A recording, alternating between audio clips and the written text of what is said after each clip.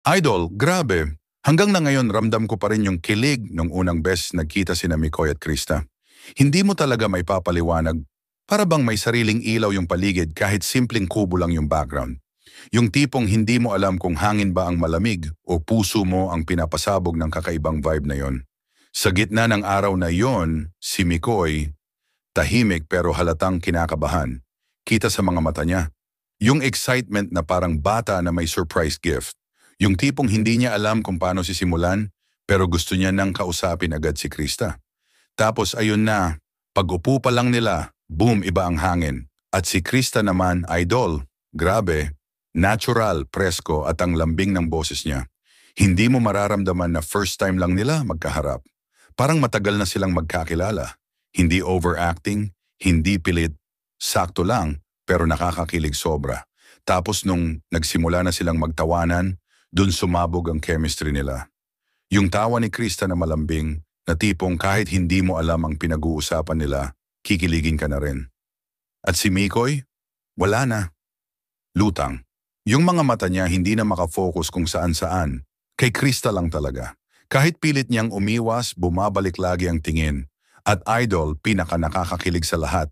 Yung unang pagkanta nila, doon nagsimula ang mikris. Doon nagsimula ang ingay ng puso ng mga supporters. Doon nagsimula ang tambalang hindi planado, pero pinagtagpo ng timing at tadhana. Habang kumakanta si Krista, parang natulala si Mikoy. Hindi niya siguro in-expect na ganun kaganda ang boses ni Krista. Yung tipong kahit anong lyrics, pag siya ang kumanta, soft, malamig at punong-puno ng innocence. Kaya hindi nakapagtataka idol kung bakit bigla na lang kinilig si Mikoy ng todo. Yung kilig na hindi niya maamin pero halata sa mga ngiti niyang hindi mapigilan. May isang moment pa nga idol na sabay silang tumingin at sabay ding umiwas. Yun ang spark. Yun yung eksenang kahit walang script, hindi mo malilimutan. Yung titigan na walang sinabi pero ang daming sinabi.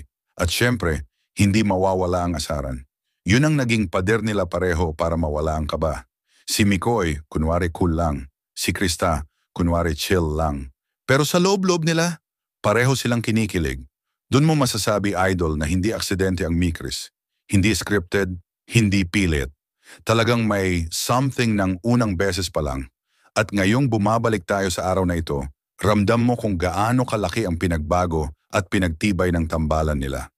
Mula simpleng tinginan, simpleng tawanan, simpleng kantahan. Ngayon, solid supporters, solid bond, at solid memories na ang meron sila. Mikris was born not from drama, but from pure, innocent, at genuine connection. At idol, kung babalikan mo talaga yung gitnang picture. Halatang halata. Si Mikoy, hindi mapakali. Si Krista, yung ngiti niya iba. Yung chemistry nila, parang sinihan na kahit hindi mo alam ang kwento, alam mong love story ang genre. Kaya hanggang ngayon, buhay na buhay ang Mikris. Hindi dahil pinilit, kundi dahil totoo ang simula. At walang mas matamis idol kaysa sa simula na hindi mo inaasahang may magbabago sa buhay mo pagkatapos nun. Idol, dito na tayo sa pinakamalupit na part, yung mga sumunod na araw matapos ang unang pagtatagpo nila. Grabe talaga, parang teleserye na hindi mo inaasahan pero bigla na lang naging paborito mo. Kasi idol, noong mga araw na, yun, tahimik lang si Mikoy sa vlog pero halatang iba ang mood. Para siyang may iniisip, pero yung iniisip niya halata naman, si Krista. Ang dami niyang hindi sinasabi pero kita mo sa mga kilos. Yung tipong bigla na lang siyang napapangiti kahit walang dahilan. Yung parang namimiss niya yung boses ni Krista kahit isang beses pa lang niya narinig ng personal. Idol, may mga ganun talagang tao. Isang beses mo lang maririnig pero buo na agad ang epekto sa puso mo.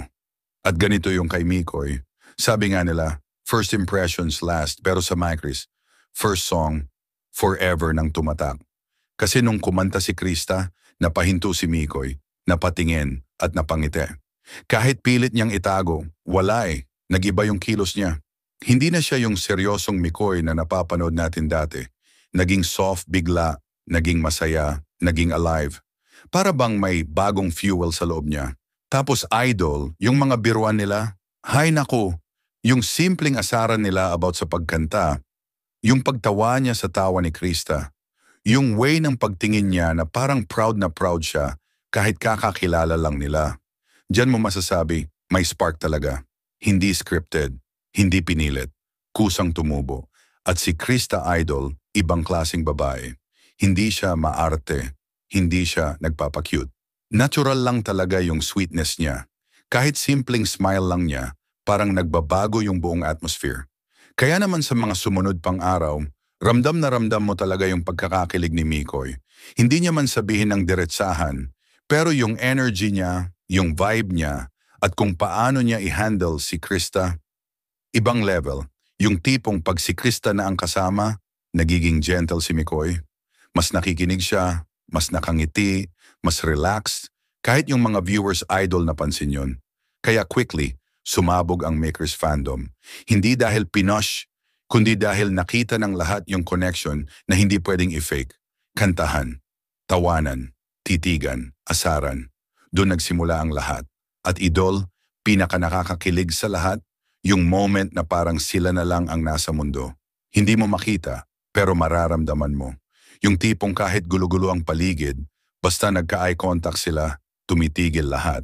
Kaya nga idol, hanggang ngayon, buhay na buhay ang Mikris. Dahil hindi lang sila tandem, sila yung tipo ng tambalan na may kwento, may simula, may chemistry, at higit sa lahat, may natural na spark na hindi mawawala. Sila yung tambalang kahit simpleng tingin lang, may sariling love story ng nabubuo, kahit walang label, kahit walang script. At idol, bilang viewers, tayo ang pinakaswerte kasi nasaksihan natin kung saan nagsimula ang lahat. Nasaksihan natin yung ngiting hindi maipinta ni Mikoy. Nasaksihan natin yung tunay na ganda at lambing ni Krista. At nasaksihan natin yung unang apoy na gumawa ng tambalang Mikris na minamahal ng lahat ngayon. Idol, dito na tayo sa pinakamatamis na part, yung mga araw pagkatapos ng unang pagtatagpo. Kasi idol, habang lumilipas ang oras, parang mas lalo pang nahuhulog si Mikoy kay Krista. Hindi niya inaamin, pero halata ng lahat. Yung tipo bang kahit simple lang ang eksena, bigla na lang siyang napapangiti kapag naririnig ang pangalan ni Krista. Tapos eto pa idol, kapag nagla-live si Mikoy, iba ang glow niya kapag binabanggit ang tandem nila. Hindi man niya diretsong sinasabi, pero ramdam mo yung saya sa boses, yung lambing sa tono, at yung excitement niya na makita ulit si Krista. Para bang meron ng sariling language ang Mikris. Yung kilig na hindi kailangan ng salita para maintindihan. At kahit hindi laging magkasama, ramdam mo pa rin yung connection nila. Para bang kahit nagkahiwalay na yung camera, may invisible thread pa rin na nag-uugnay sa kanila. Yung mga biruan, lalo pang tumitindi. Yung mga titigan, mas tumatagal. At yung mga kantahan, mas nagiging meaningful. Idol, yung vibe nila, ibang klase talaga. Hindi lang pang content, hindi lang pang serye, pero pang totoong kilig na nagmumula sa respeto at good vibes nilang dalawa. Si Krista, habang tumatagal, mas na-appreciate mo yung pagiging simple pero captivating niya. Walang arte, walang kaplastikan. Yung tipong kahit nakaupo lang siya, may presensya, at nararamdaman mo na si Mikoy mismo na-attract sa pagiging natural ni Krista. Si Mikoy naman, unti-unti mong makikita kung paano siya nagiging mas mature, mas gentle at mas expressive pagdating kay Krista. Yung tipong kahit tahimik siya, may sinasabi yung kilos niya, "Comfortable ako sa'yo. Masaya ako kapag kasama ka." Dito idol, dito talaga nagsimulang ma-develop ang solid na pundasyon ng Mikris. Walang script, walang pilitan, walang gumagawa ng kwento, kundi kusa, genuine at masarap panoorin. Kaya hindi nakapagtataka kung bakit hanggang ngayon solid ang supporters. Hindi dahil sa hype, kundi dahil sa authenticity na pinakita nilang dalawa mula simula pa lang. Yung unang titigan, ngayon nagiging mas matagal. Yung unang kantahan, ngayon mas mabigat ang meaning. Yung unang asaran, ngayon mas sweet na. At idol, kitang-kita mo sa bawat update, bawat live, bawat video, na kahit saan mapunta ang Mikris, iba yung spark nilang dalawa. Yung spark na nagsimula sa simpleng pagtatagpo, pero ngayon nagbigay ng kilig na parang isang buong serye na sinusubaybayan ng libo-libo. At idol, dito na nagtatapos ang segment 3 natin, pero hindi nagtatapos ang kwento ng Mikris. Dahil sa tuwing may bagong eksena sila, parang panibagong episode ng love story na unti-unting nabubuo sa harap natin. Idol, bago tayo magtapos, isang bagay ang malinaw. Ang Mikris ay hindi lang basta tandem. Sila ang kwentong nagbibigay saya, ngiti, at kilig sa bawat supporter araw-araw. Mula sa unang pagtatagpo, unang kanta, unang titigan, hanggang sa mga araw na tuloy-tuloy ang connection nila. Lahat yun naging parte ng journey na minahal natin. Hindi man perpekto, hindi man araw-araw, pero lagi silang may bit-bet na good vibes at respeto sa isa't isa. Kaya idol, saludo tayo sa Mikris. Saludo tayo sa supporters. At saludo tayo sa araw kung saan nagsimula ang lahat. Sa simpleng tinginan na nagpaikot ng mundo. Hanggang sa susunod nating reaction, idol.